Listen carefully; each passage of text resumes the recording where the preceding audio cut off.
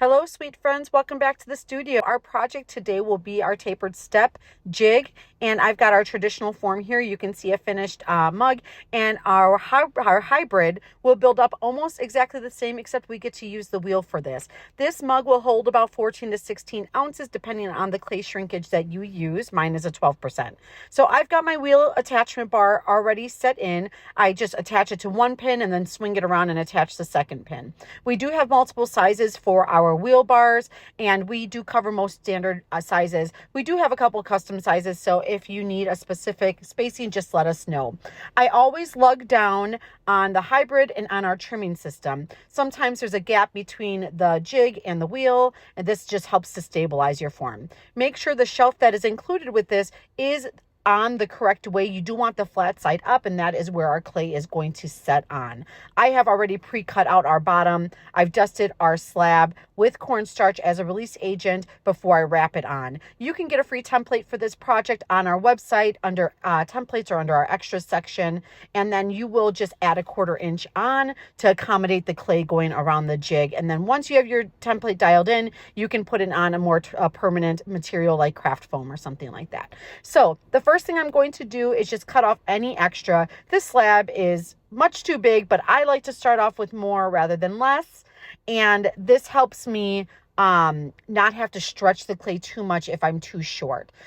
I'm going to guide my knife down here right over that step portion, and I'll just start taking off little by little. You will have a little bit of an angle towards the top because that part is a little bit more narrow. This can be a little fussy, but the better you do this cut here, the easier it is to conceal that seam. So I'm going to go ahead and close this seam up just into that step portion of the jig. We do want the top of it to be free flowing as we sculpt and really bring in that shape. We don't want to close it up. If you close it all the way up to the top, you'll have a lot of trouble with your seam splitting. So we do want to give it a place to maneuver and move. I use vinegar slip in my studio. This is just a combination of my clay body with white distilled vinegar.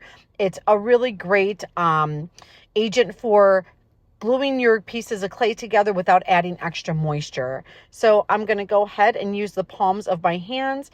This works out better than fingertips, so you're not leaving deep grooves or divots into your clay.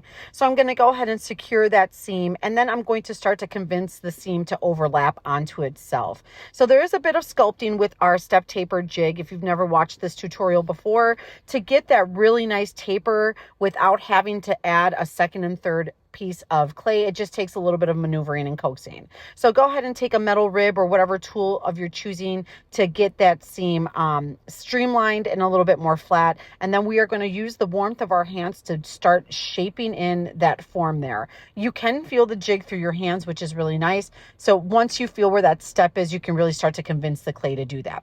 Again, allowing the clay to overlap onto itself is really helpful here, so you're not having any buckling at the seam. So as you start to have extra here, just keep moving the clay upward. What we're really trying to avoid is the clay sagging out to the side. You really want to just allow the clay to displace moving up. I will start taking off extras here as we have extra clay overlapping. I find that if the clay is too long at the overlap point, it can get a little bit hard to manage. So just go ahead and take off what you're comfortable with. Little by little is the best practice for this. This is the fussiest part of sculpting and doing the step tapered.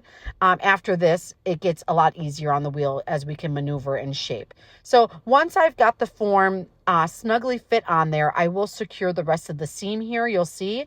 And all of that clay coming out above the rim over the top will be trimmed off when we get to the adding the foot part. So I'm going to come through and secure this seam, and then we are going to do some treatment on the seam. The whole beauty of the hybrid system is to make these quicker. This does take about 10 minutes from front to back for me, and then you can go ahead and spin and trim at the same time. I love the trimming function because it really saves time and it streamlines your work. For a travel mug like this, it's really important that this can fit into a standard cup holder. Depending on where you live, you may have to find what the standard or what the average cup holder size is, but people really, the beauty of of these is that they can go for travel. So we want to make sure that when people are purchasing this piece, that they can take it to go. That means in a car or on a train. So standard cup holder, go ahead and look at what that means for you in your region, and then you can trim it down to that size. So I'm going to take a couple of ribs and I'm going to smooth this out, making sure that my seam isn't really bulgy and there's not a huge bump there. When you start spinning, if there is a huge bump at that point, it can cause your trimming tool to skip, and then it can just be a little unsightly if it's really bulky right there. So when you're trimming off the top, I like to hold the clay, and I can do this while the wheel is spinning. I do find that I have a little more control and I feel like it's safer if I just manually move my wheel. It really just depends on the form and how much clay I'm cutting off. If I'm cutting off a tiny bit, I can go ahead with a needle tool or with a knife while the clay is spinning and do that comfortably. But when I'm doing this project here, I do like to take the bulk of it off just by hand there. So let's fire up the wheel. Time to start spinning. We have a sponge that is saturated, not dripping wet. This is really important to remember because wheel workers are used to working with a lot of water on their clay, but when you add a lot of water to a slab of clay, it can just make it weak and crack. So I'm just giving it some pressure. What we're doing here is compressing the clay, really solidifying our shape, and then I'm also making sure that we're flattening out and making that seam nice and pretty. So as you're doing this, because we already have the height that we're looking to gain, you're really not trying to move the clay up too much. Naturally, you will get some clay that displaces upward, but really think compression at this point, not so much gaining height with a pull. So I'm going to come in with my red rib and I'm going to really exaggerate that step there. That's really the feature, a focal point of this project. So you'll want to make sure you come in with the step, with your rubber rib, with a sponge, and with your fingers to really accentuate that nice slope there. So I'm going to come through, like I said, because we don't have a lot of clay at the top, I feel comfortable coming through with my clay knife, making this nice and flat. I use about a 1/4 inch of clay to wrap around, maybe even a little bit thicker. It's important that you have enough clay at the top for the foot to grab onto. If you at this point have your clay too thin to begin with, you can have some trouble with your bottom not really getting enough points of contact. So I'm going to go ahead while the clay is spinning here, take a serrated rib, and I scored that bottom so I'm ready to get my bottom piece laid on there. This has been setting up for a little bit, which is important so your bottom doesn't slump inside the form. I always dry fit first just to make sure I've got the right size, and then I'm going to flip it over and do my scoring while the wheel is moving. This is just a time saver. It's kind of fun and it helps you get even deep score marks there. So I'm going to add my slip onto this. Again, it's just vinegar, distilled vinegar in my clay body, and I'm going to really make sure I'm saturating those score marks. We want to see slip splooging out when we flip this over and make contact with the bottom. If you are having issues with your bottom popping off, think about what you're using. So if you're using water or if you're using a liquid clay, which is slip, and if you're not compressing enough or if you're not cleaning up that slip afterward, that can all cause cracking or failure on the bottom. If your clay is too far in differences of moisture, that can also cause separation. So if my clay is entirely too dry to attach, that can be an issue. So I'm going to come in through here and I'm going to start to blend the bottom into the sides here. And I will use my fingers to give some pressure, minding I'm not going to put a ton of pressure on the middle of this because that will cave your foot in.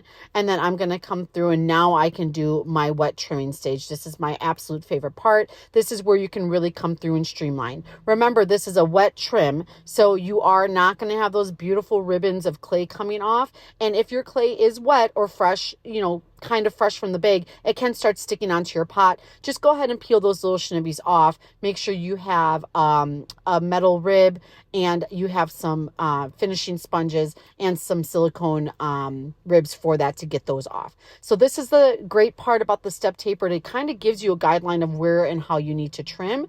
We know that step needs to angle in. So I've chosen a trimming tool that I can snugly fit in on that angle. And then I'm going to come up right where the foot meets the wall and make sure I'm making that as seamless as possible.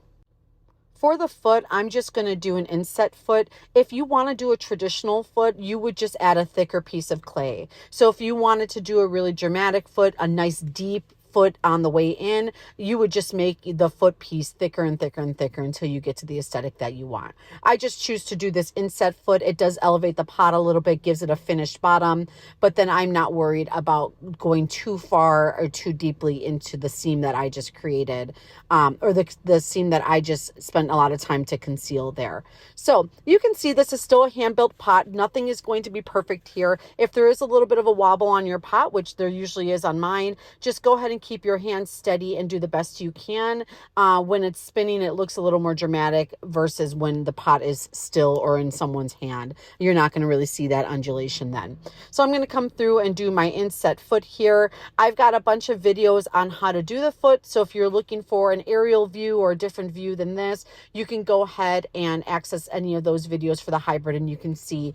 I do also fake a foot on some of them where you can just use a rounded object like our anvil to just pop in the foot if you do not want to trim it all.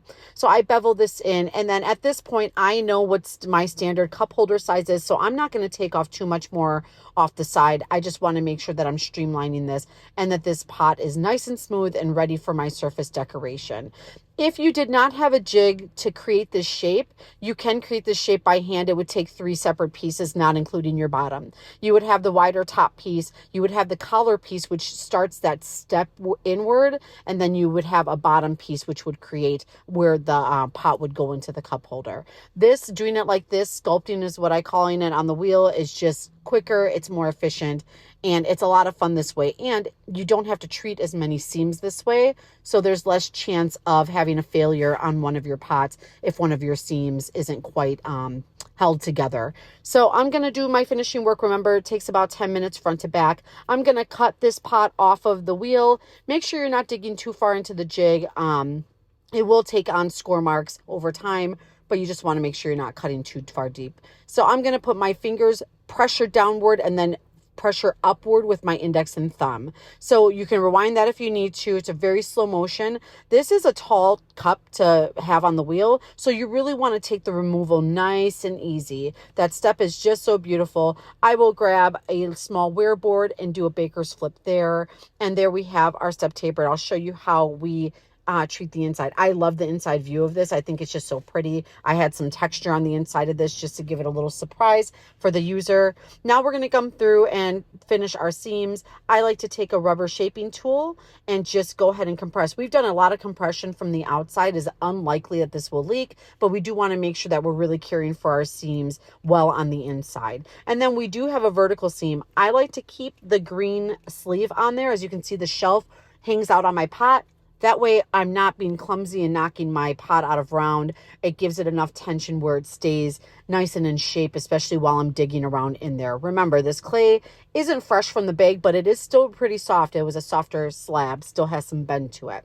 So I'm taking this diamond core sculpting tool. I love this one with the ball and the tip at the end. And I'm just blurring those lines together, closing that seam in, making sure that I'm not going to have any unsightly cracking or any splitting there. It would be heartbreaking to get through that. Those kind of cracks usually show up after bisque or after glaze, and you've already put a lot of time and effort. So I'm going to come through and I'll show you how I take the sleeve off as well. Oh, I'm sorry. I almost skipped a step here. This is really important. I do take my studio brush with vinegar and I smooth out everything that I did. I will also come back at leather hard once I can get my hand a little bit in here without worrying about damaging the rim.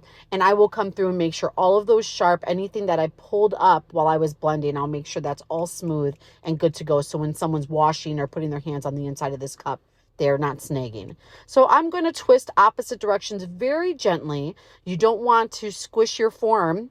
And then I will pop a rim cone in. I'll give it a revolution here just to make sure I'm having full contact. And this tells me that I'm still in round. And then I can do a little bit of treatment on the lip here. You can add a half lid, would be really cute for this to make it a true travel function.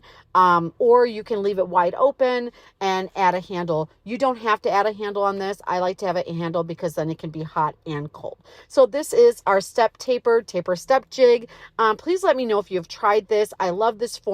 So much fun to take coffee or tea on the go. It's a really great seller. I hope you love this. Let me know if you have any questions. We'll see you again soon.